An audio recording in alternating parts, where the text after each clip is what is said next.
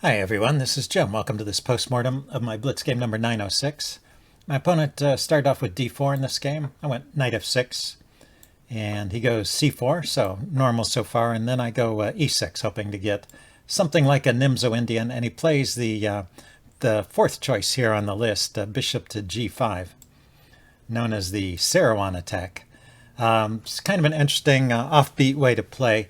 He made some mistakes early on, but I think you can play this. It's one of those openings where basically white gives up the opening advantage in exchange for getting some unique position. So just to show how it might go normally. Well, I actually played the main move here, h6. And this bishop b4 check idea shows up in a lot of lines. Normally, my opponent took here. Normally, white would retreat here. Then black throws in the check.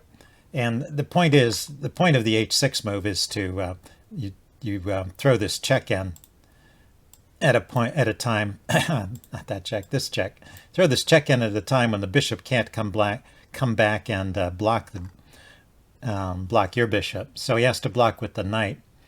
And knight c3 is the normal move. Knight d2 interferes with the defense of the center, so that's what you want to play. And then c5. So it's kind of similar to the way the game went. I did get in this bishop b4 and c5 move, but he had 3 pawns in the center, and he didn't push like this. So it starts to look a little bit like a Benoni structure, but he has this bishop here with the pin on the knight. And it's, like I said, a playable position for white and a little bit offbeat. There's a lot of choices for black at this point, but I think I would probably play with the d6. You can always play bishop takes c3 later. Anyway, interesting play. But let's go back to the game. In the game, he just took my knight. So that's pretty unusual. And then he very quickly whipped out this move, e4. So we're out of the opening book, and it's clearly some kind of thing that he's played before. He gets a big center, but I can undermine it. And this bishop b4 check turns out to be a key move in this position as well. Once again, the knight going to d2 isn't a good idea, because in this case it would immediately hang the d-pawn. So he has to play knight c3. He has no dark squared bishop to block with. And then I went with c5. I was actually thinking about this e5 move too. The chess engine says this is playable. You push on with e5, and if he takes, take back with the queen. And then normally knight to e2 would be played here. And this would be you know, a playable position for white, but pretty good for black as well. I mean, black has white's pieces kind of pinned up and on their back heels, so I think it's good for white. If instead you try to gain a tempo on the queen with knight f3, you can throw in this check and then grab a pawn here with check. And now he has to come back and block with the knight or something so that he doesn't lose this rook. So you've won a pawn and you've got a better position. So that's also really strong for black. Anyway, so e5 would have been interesting. I think if he had played it correctly, this is still somewhat of a playable position for white. But there are opportunities for white to go wrong there as well. Anyway, I went with c5. It's also interesting, putting pressure on the center, and he keeps pushing his pawns forward. He kicks my queen with d5, and he plays d5. So all this, although it's rather peculiar, is not losing the game for white. It's still a playable position up to this point. So I haven't really questioned white's moves other than the fact that he's chosen a really weird offbeat opening that gives an advantage to black. But his next move is an outright blunder. So the only move here, oh, I forget, there may have been some other choices. The best move here, though, was queen takes d5, defending the e-pawn and grabbing that pawn back. And now I play knight c6. Then he can play knight to f3. I can castle. There's an advantage to black here, but white can still play this way. It's not yet game over. But after knight to f3, this is just ignoring the main idea that I have in this position, which is to push on with d4 and attack his pinned knight. And so this is just winning for black at this point. He tries to make it interesting with the a3. I take. He takes the bishop. I take the pawn. He has to move the rook. I take another pawn. And let's see, and then he went ahead and took here, rook takes b2. And I went b6. This pawn is defended for the moment. I need to develop my bishop. So all this is, basically I'm just 2 pawns up, and white has nothing to show for it. So it should be a win at this point. Let's see, he went bishop e2, I went bishop e7. We both castled. And then he went queen d2. And I went knight a6. So knight a6 is not the most accurate move here. I still have time. I don't need to be in such a rush to get my pieces out.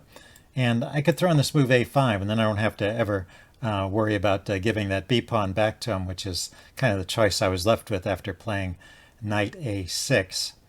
And the fact that I'm just spending an extra move protecting that pawn, he has nothing he can do with his free move here.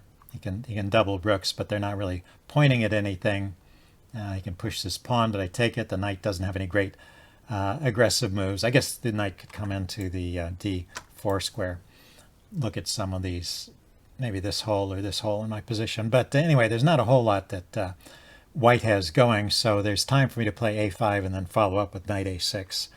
And so that would be a little better. Anyway, I went knight a6 immediately. It's still winning position for black. He went rook e1 here. I went rook a d8. I'm thinking of pushing this d-pawn forward and kind of freeing up my position a little bit.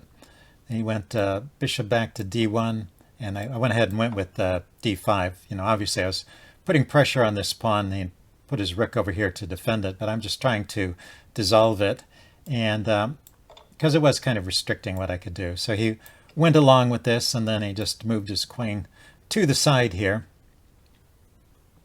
So I continued with rook to e8, putting rooks in the center. Let's see, he decided to trade here. And there is actually a threat of taking here and then coming in with the queen, attacking his pinned knight. Or even stronger maybe is to take here first. Take the knight first and then take the rook. He has to worry about that. I don't know, maybe he could throw in rook takes c8 with check first. But anyway, he played the check immediately, the exchange immediately, and then he played bishop to e2. So his bishop is defended by the queen and the rook, so it is kind of solidly defended there.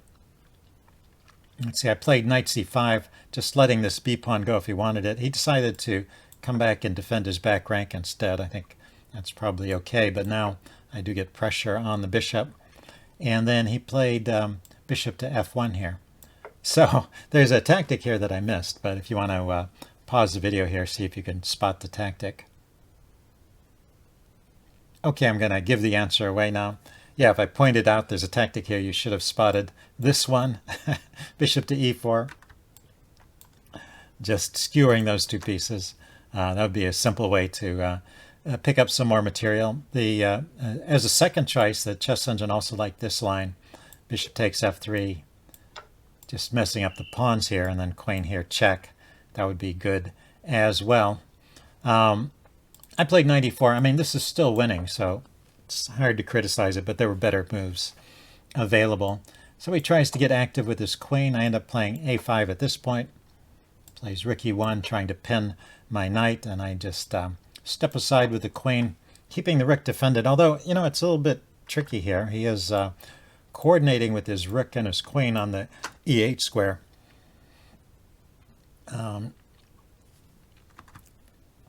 Although I can drop my knight back to defend, so I'm not totally pinned up, but I just have to be a little bit careful. That's one thing he did well in this game, was he tried to complicate things and make a game of it, and he did manage to. Actually, we'll see in the game he had chances to equalize due to my mistakes. So let's see, he played h3 here, giving his king some lift on the back rank. I went rook e7, getting away from that. Away from the glare of his queen there. I was trying to liberate my knight. He went to rook d1 here, went queen c7, knight h4, and I get my knight to c3. Yeah, I was thinking that was a good square for the knight, and it hits his queen and his rook, so I'm picking up some more material. So queen c2, I take, he takes. And so now I'm a whole rook. No, before I was just up pawns. Now I'm up pawns plus an exchange. So still winning for me. Let's see, I went rook d7 here. He went queen e2. And I dropped my queen back. I was just getting the queen behind the rook so I could bring it to the 7th rank here. He went knight f5.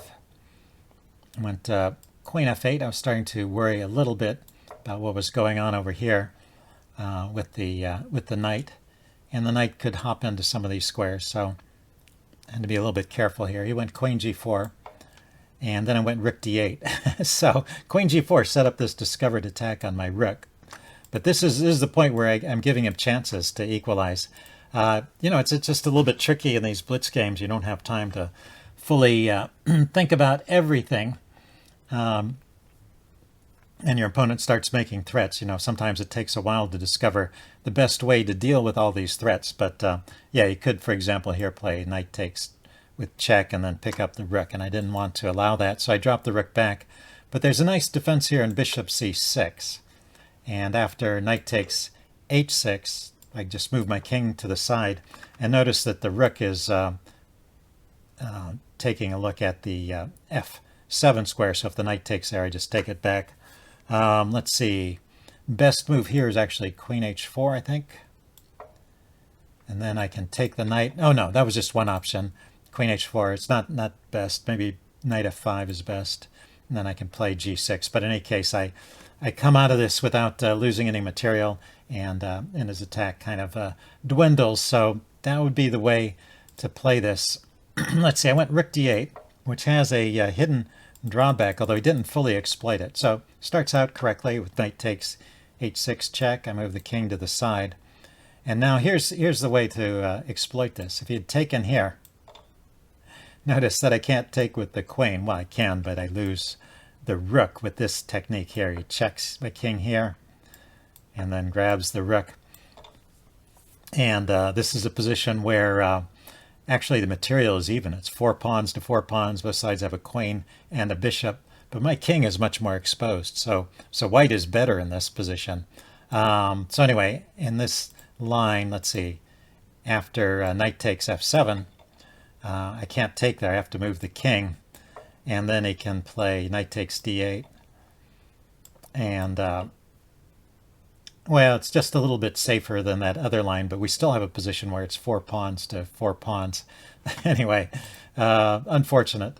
So that was his chance. He missed that idea, and he played knight back to f5. And then I played g6, which also gives him one more drawing chance. Let's see. Instead, which I play instead? Oh, rook e8 was recommended by the chess engine, getting away from that forking idea. And then maybe g6 can be played later to kick the knight away. But anyway, he has one more chance here to get a draw. Let's see, queen h4 check, king g8, knight e7 check, king g7. This was how he played. And now if he wants a draw, he can come back here to f5. And if I move my king again, it's just going to be a draw by repetition as the knight bounces back and forth. But if I take the knight, then that exposes the king to checks from the queen here and here. And that will also lead to a draw. So anyway, it's all not no longer winning for me. But instead of playing knight f5 there, he went to queen g5. And now I am once again winning. And I don't always find the best moves, but at least I find moves that keep me with a winning edge. So bishop e4 wasn't the strongest move there, but it guarded this square against the check. That was the main thing I was concerned a bit about, and it keeps me with a winning edge. So he played f3 here, and I just traded.